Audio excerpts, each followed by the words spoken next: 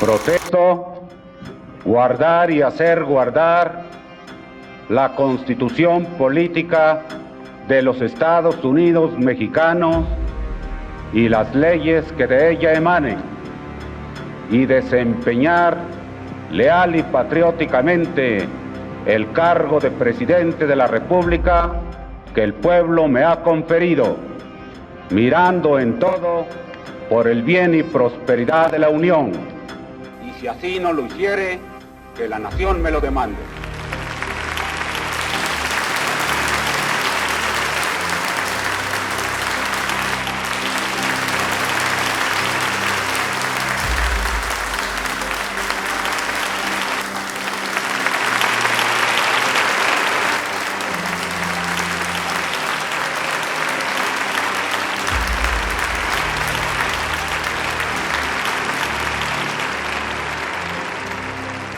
Un fuerte abrazo del expresidente López Mateos al presidente Díaz Ordaz y una gran ovación que es al mismo tiempo la despedida a un régimen ejemplar. Cada titular del Poder Ejecutivo que se va renovando, a su turno realiza esforzadamente su parte y deja puestas las bases para continuar la siguiente etapa. A ver, ¿te suena el nombre de Gustavo Díaz Ordaz? Seguro lo has escuchado, y si no, ahorita te cuento. Fue presidente de México, y vaya que dejó huella, pero no precisamente por ser el más querido. Dicen que tenía carácter de bulldog, que con una sola mirada hacía temblar a su gabinete, y que gobernó con mano firme, sin titubeos. Un líder para unos, un villano para otros, pero ¿qué tanto hay de cierto en todo lo que se dice de él? Su sexenio fue una montaña rusa, desarrollo económico, proyectos de infraestructura ambiciosos, los primeros Juegos Olímpicos de Latinoamérica y claro, el capítulo más oscuro de su historia, uno que aún nos persigue. Pero espérate, ¿Díaz Ordaz era realmente el único responsable? ¿Qué secretos esconde su gobierno que pocos se atreven a contar? ¿Y cuál es su verdadero legado en la política mexicana? En esta serie exploraremos su historia, su personalidad, los efectos de su gobierno y los misterios que lo rodean. Prepárate para un viaje a México de los años 60, donde el poder, la modernidad y la represión se entrelazan en un sexenio que aún genera debate. Ponte cómodo y disfruta de la primera parte del iceberg de Gustavo Díaz Ordaz. Comenzamos. Origen. Gustavo Díaz Ordaz nació el 11 de marzo de 1911. Es originario de Chalchicomula, hoy Ciudad Cerdán, en Puebla. Su padre fue Ramón Díaz Ordaz, quien se desempeñaba como burócrata, y su madre, Salvina Bolaños Cacho. Ambos procrearon 5 hijos: Ramón, María, Gustavo, Ernesto y Guadalupe. Eran un sándwich, del cual años después, el hijo del medio llegaría a la presidencia.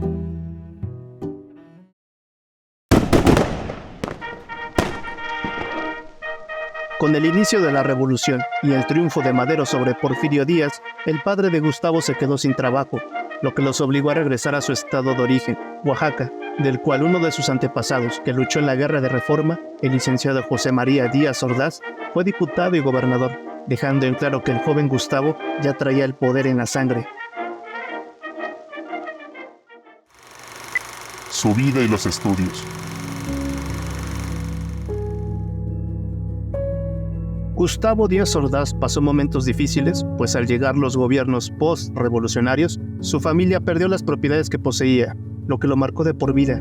Él se consideraba pobre, pero decente, y sabía que su futuro estaba en el estudio, a los que se dedicó de tiempo completo y consideraba como su gran deber.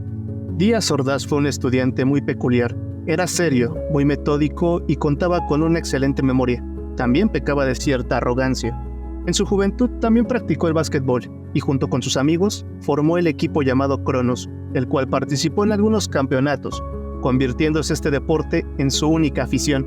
Eso sí, a Gustavo no le agradaban las fiestas, a las cuales de manera despectiva les decía relajitos. Esa actitud lo llevó a formar un carácter muy duro, por el cual sería conocido en su presidencia. Díaz Ordaz estudió la carrera de leyes, la cual le permitió entrar a la política. Un día de 1937, en sus épocas de estudiante universitario, Díaz Ordaz caminaba tranquilamente con sus amigos, cuando de pronto el procurador de Puebla se les acercó y les propuso un trabajo en el gobierno. con la única condición de que se graduaran en los siguientes 3 meses. Gustavo no dejó pasar la oportunidad, aceptó el trato y al poco tiempo se recibió.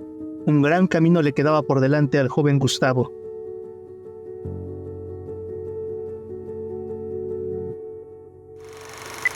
Maximino. Compatriotas, para comprender la historia del México moderno, es importante viajar al pasado. En este caso nos trasladaremos hasta los 40s, cuando México era gobernado por Manuel Ávila Camacho, quien portó la banda presidencial de 1940 a 1946, sucesor del general Lázaro Cárdenas. Ávila Camacho marcó el fin del periodo revolucionario y el inicio de una etapa de mayor institucionalización en el país.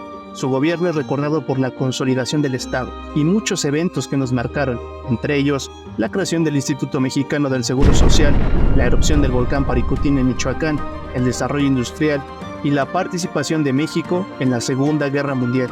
Un pueblo libre y deseoso de mantener sin mancha su ejecutoria cívica no tiene más que un recurso, el de aceptar valientemente las realidades y declarar estado de guerra entre nuestro país, Alemania, Italia y Japón.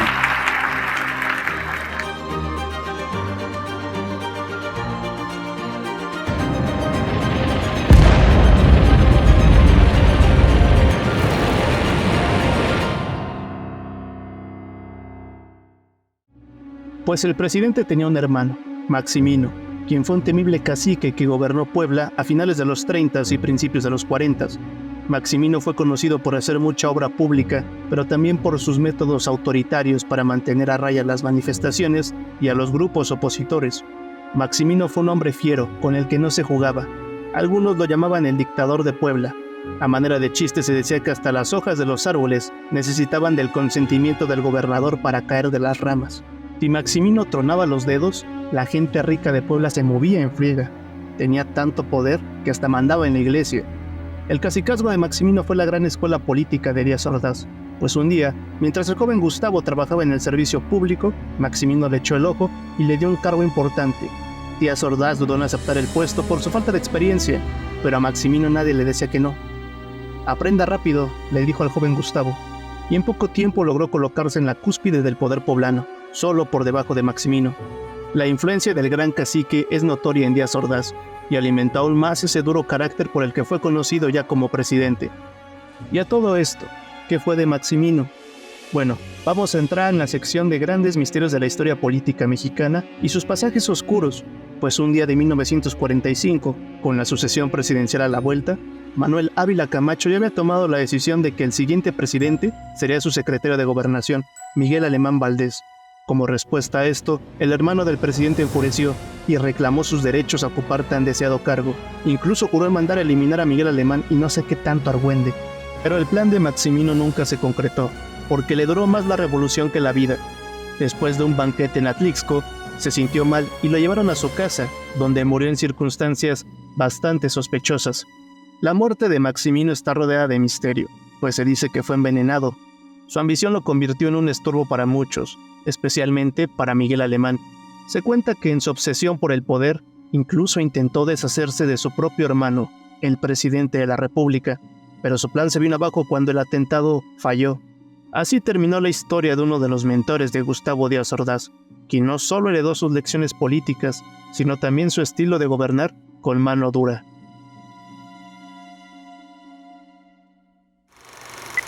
La furia. Como todas las personas, Gustavo Díaz Ordaz tenía dos lados, el bueno y el malo, pero en su caso la diferencia era muy marcada. Tenía un carácter serio, reservado, pero también un sentido del humor muy afilado. De hecho, le fascinaba enterarse de los chistes que la gente hacía sobre él. Decían cosas como que era pura trompa y oreja, o que en su primera comunión le habían dado hostias morelianas. Pero en lugar de ofenderse, él mismo se burlaba de su apariencia. Solía decirle a sus amigos: «Miren nomás, haberme colado al Olimpo mexicano con esta cara», aunque en el fondo no dejaba de ser un tema que le dolía.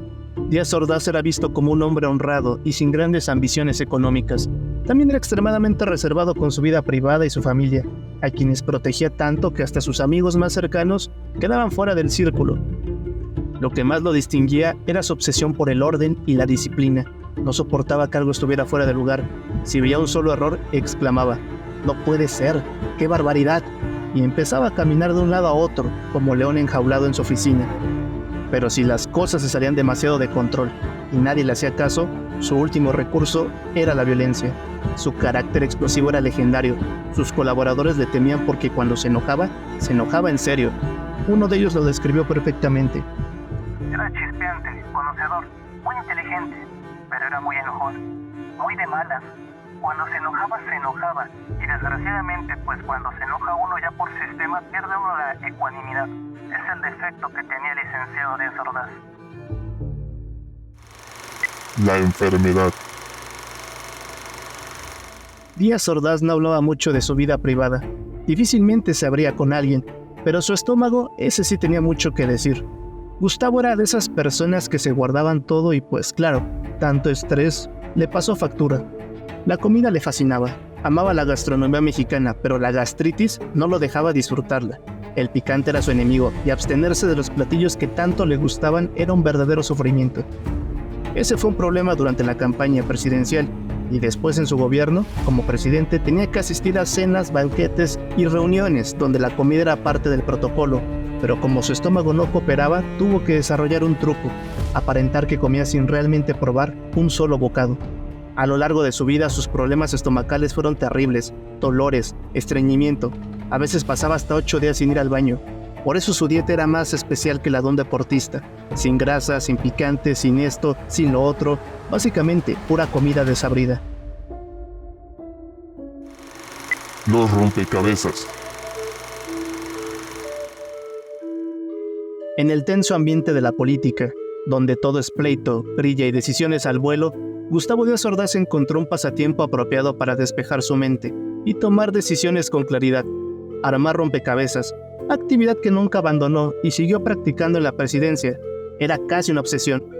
Todos los rompecabezas que le traían del extranjero los armaba en un 2x3. Entre más piezas, mejor. Pero como ninguno le daba suficiente reto, decidió ponerse creativo. Se encerraba en su tallercito de carpintería, agarraba su cegueta y fabricaba los suyos. Mandaba traer estampas bonitas, las pegaba en tablillas de triple y luego, con su martillo y cegueta, iba cortando pedacitos con formas de animalitos, peces y lo que se le ocurriera. Los pulía con paciencia y cuando terminaba, desparramaba todo y se ponía a reconstruirlo. Tal vez en el fondo, Díaz Ordaz quería recomponer el mundo, devolverle el orden, ajustarlo, que nada estuviera fuera de lugar, así como en sus rompecabezas.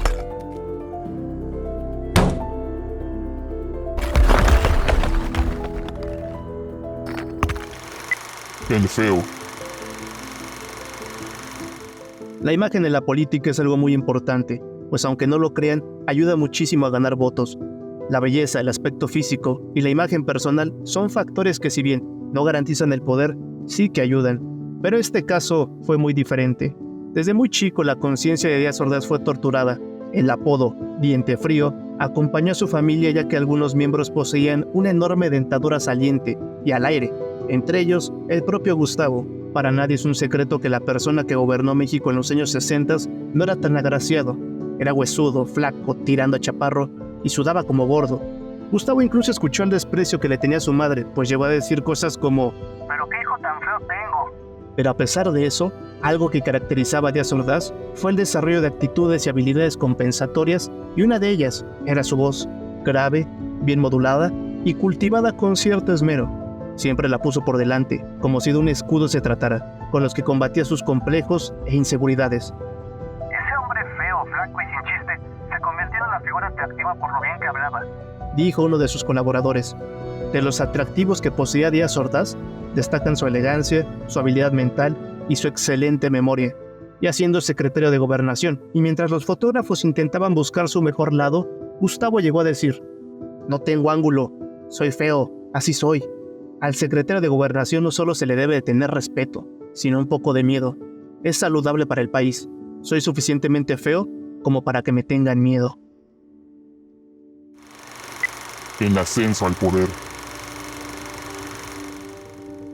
Gustavo Díaz Ordaz tuvo una carrera política en ascenso, casi como si el destino lo empujara directo a la silla presidencial. En Puebla, acumuló varios cargos importantes. Fue vicerrector de la universidad, presidente del Tribunal Superior de Justicia, secretario de Gobernación del Estado e incluso diputado local, donde se ganó una gran reputación por su habilidad política. Su objetivo era claro, la gubernatura de Puebla. Sin embargo, cuando lo nombraron senador, tuvo que dejar el estado y con ello perdió la oportunidad de competir. Las preferencias se inclinaron hacia otro candidato y su sueño de gobernar Puebla se desvaneció. Pero la política da muchas vueltas y lo que pareció una derrota terminó siendo su gran trampolín. Desde el Senado, Díaz Ordaz hizo conexiones clave y entre ellas la más importante, Adolfo López Mateos. Juntos formaron una dupla fuerte, con una amistad que más que cercana, se convirtió en un pacto político que lo llevaría a lo más alto del país. Durante la campaña de Ruiz Cortines, Díaz Ordaz sufrió un accidente de los buenos. En plena carretera, una patrulla de caminos se estampó contra su coche, dejándolo con la pierna rota y obligándolo a guardar reposo. Mientras se recuperaba, recibió una visita inesperada. El propio candidato Adolfo Ruiz Cortines, quien en señal de confianza le ofreció un puesto en la Secretaría de Gobernación. Pero para Díaz Ordaz aquel encargo le parecía un puesto ratonero, sin mayor importancia. Fue entonces cuando su amigo López Mateos lo hizo entrar en razón y con su estilo directo le soltó: Gustavito, al presidente de la República nunca se le dice que no. Díaz Ordaz entendió el mensaje y aceptó el encargo. Aquel momento solo reforzó la gran amistad que tenía con López Mateos, quien solía bromear diciendo: Este Gustavito es muy inteligente, pero ¿cómo es corajudo? A pesar de su carácter fuerte, López Mateos nunca lo alejó. Más que su amigo, Díaz Ordaz se convirtió en su mano derecha y en una pieza clave de su gobierno. López Mateos.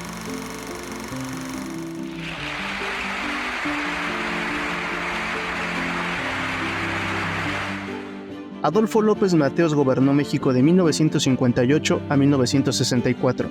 Nadie sabe a ciencia cierta de dónde es su lugar y fecha de nacimiento. La versión oficial apunta que es originario de Atizapán de Zaragoza, en el Estado de México, pero se dice que posiblemente nació en Guatemala. Dicho rumor se convirtió en una carta en su contra, que fue utilizada por sus adversarios para ponerle trabas en su camino político, pero el misterio del nacimiento no ha sido esclarecido hasta nuestros días. El gobierno de López Mateos fue un periodo de estabilidad política y crecimiento económico. Se caracterizó por la consolidación del modelo de desarrollo estabilizador. ¿Pero qué fue el desarrollo estabilizador? Fue la época dorada de la economía mexicana entre los años 50 y 70, durante los gobiernos de Adolfo Ruiz Cortines, Adolfo López Mateos y Gustavo Díaz Ordaz. Imagínate un México que crecía sin broncas, la gente tenía chamba, los precios no se disparaban y el gobierno construía carreteras, fábricas y presas como si no hubiera un mañana. El truco fue simple, el gobierno cuidaba el dinero, no se endeudaba a lo loco y apoyaba a las empresas mexicanas para que produjeran más cosas en casa y no dependieran tanto del extranjero. Así, la economía creció un montón, sin que la inflación, esa que hace que todo cueste más, se saliera de control. Y el país avanzó sin tantas broncas por casi 20 años. Pero como todo, no podía durar para siempre. El modelo comenzó a fallar. La economía se volvió dependiente del gobierno. El campo quedó en el olvido. La pobreza aumentó. Y cuando ya no hubo manera de arreglar el sistema, empezaron las crisis económicas. El país comenzó a endeudarse a montones y los problemas se volvieron el pan de cada día, sexenio tras sexenio. Fue bonito mientras duró. Pero no todo es malo. Si algo ha demostrado México, es que tiene la capacidad de vivir en estabilidad. Una estabilidad que hoy más que nunca nos hace falta.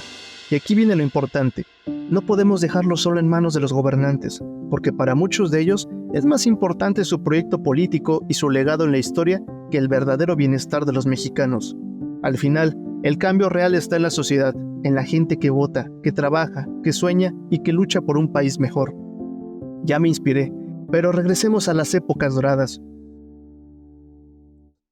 López Mateos promovió la creación del ISSSTE y la distribución de libros de texto gratuitos a nivel primaria, consolidando la educación pública. Además, nacionalizó la industria eléctrica en 1960, lo que fortaleció el control del Estado sobre sectores estratégicos.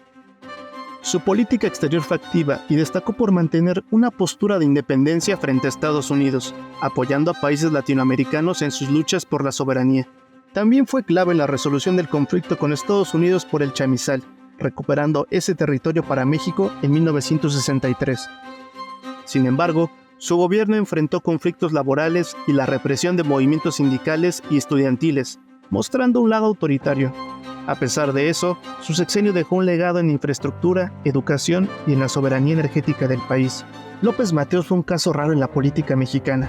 Podríamos decir que fue el candidato y el presidente ideal. Tenía labia, una sonrisa sincera, porte, carisma y hasta un buen parecido. Además era sentimental, igualitario y con un trato cercano que lo hacía queridísimo por la gente. Era un presidente con un ángel tremendo, y lo más curioso es que el pueblo lo adoraba tanto que hasta le celebraban sus amoríos e infidelidades, porque el presidente era macho. Pero no todo era miel sobre hojuelas. A López Mateos no siempre le entusiasmaba la responsabilidad del poder. A veces parecía que la política no era lo suyo, y le sacaba la vuelta a más de una obligación presidencial. Y ustedes dirán, ¿entonces él no quería ser presidente? Pues claro que sí, como muchos mexicanos, pero en el fondo no. A él le gustaba su libertad, disfrutaba del amor, las mujeres, los viajes, el arte, y tristemente, también era víctima de la enfermedad, pues sufría de constantes migrañas. Es por eso que en su gabinete necesitaba de hombres fuertes, que hicieran lo que a él no le gustaba, ejercer el poder. Y de todos ellos, alguien tendría que cuidar la presidencia, y esa persona fue el secretario de Gobernación, Gustavo Díaz Ordaz, quien atendió todos los asuntos, planeó estrategias, resolvió las huelgas, designó gobernadores, con mano dura mantuvo la tranquilidad del país. Nada en el mapa político se movía sin la autorización del secretario de Gobernación, quien era el verdadero poder detrás del trono. Y fue por eso que a nadie le sorprendió que al momento de acercarse la sucesión presidencial, el candidato fuera Díaz Ordaz. Se dice que un día López Mateos mandó a llamar al secretario de Gobernación y después de los saludos de siempre le dijo: «Compañero, a usted le toca chingarse, usted será el candidato del PRI a la presidencia de la República». Gustavito era el elegido. Al poco tiempo, el Partido Revolucionario Institucional hizo oficial la candidatura de Díaz Ordaz. Un año después de dejar la presidencia, la salud de López Mateos empeoró mucho. Tuvo un ataque cerebrovascular que lo fue dejando sin la movilidad de su cuerpo. Su condición era tan terrible que uno de sus ojos se salió de su órbita. Los últimos años de su vida fueron muy dolorosos, viviendo en un estado vegetal. Adolfo López Mateos falleció el 22 de septiembre de 1969, dejando un legado importante y difícil de replicar en la historia de México. México quiere ser fiel a su naturaleza y por eso mismo quiere ser independiente, soberano, libre, próspero, demócrata, justiciero, respetuoso y cordial con todos los demás pueblos de la tierra. A todos nosotros toca seguir adelante por la ruta trazada por la Revolución Mexicana hacia la ineludible grandeza nacional. La elección de 1964. Mientras Gustavo Díaz Ordaz preparaba su campaña presidencial, López Mateos dejaba en orden todo el ambiente político para que la elección se diera sin problemas, y comenzó por dar trabajo a los políticos que se encontraban en la banca, permitiendo un proceso electoral más ordenado. En 1964, los partidos que participaron en las votaciones fueron el PRI, el PAN, el Partido Auténtico de la Revolución Mexicana, o PARM, el Partido Popular Socialista, mejor conocido como el PPS, y el Frente Electoral del Pueblo, por sus siglas, el FEP, o FEP. El PPS y el PARM no lanzaron candidatos y terminaron por unirse al PRI, cuya candidatura recaía en Díaz Ordaz, quien realizó una campaña basada en el atractivo de su voz y la fuerza de su discurso, haciendo a un lado su escaso carisma. En cuanto al PAN, postuló a José González Torres, un modesto abogado de 44 años que se atrevía tibiamente a criticar al gobierno, por lo que no se convirtió en un gran problema. Por último, el Frente Electoral del Pueblo, junto con el Partido Comunista Mexicano, que estaba fuera de la contienda, postuló a Ramón Dazos Palomino, quien pasó sin pena ni gloria. Es más, el gobierno ni siquiera reconoció la existencia del FEP. Y fue así que el 5 de julio de 1964 se llevaron a cabo sin ningún problema las elecciones presidenciales, de las cuales salió victorioso Gustavo Díaz Ordaz con el 80% de la votación, o sea un poco más de 8 millones de votos, convirtiéndose en el nuevo presidente de México de 1964 a 1970, una época en la que la rebeldía y la libertad se apoderaban del país.